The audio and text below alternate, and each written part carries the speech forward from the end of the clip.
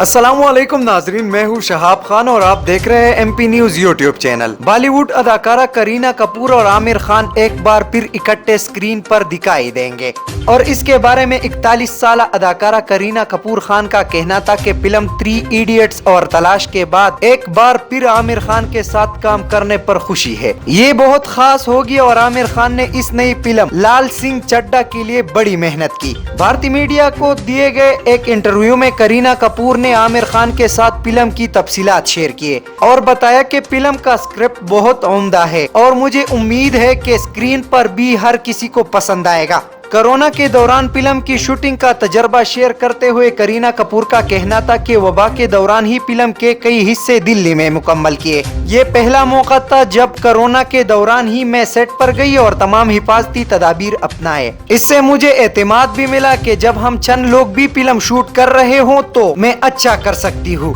کم لوگوں کے ساتھ کام کرنا بہتر ہے کیونکہ اپنے پر زیادہ توجہ دے سکتی ہے۔ اداکارہ کا کہنا تھا کہ یہ اس سے بہتر ہے کہ جب 200 لوگ آپ کے ارد گرد ہوں اور ان کی اس وقت ضرورت بھی نہ ہو۔ رپورٹس کے مطابق لال سنگھ چڈھا کی 2022 میں ویلنٹائن ڈے کے موقع پر ریلیز متوقع ہے۔ بہت شکریہ۔ مزید ویڈیوز اور اپڈیٹس کے لیے دیکھتے رہیے ایم پی نیوز۔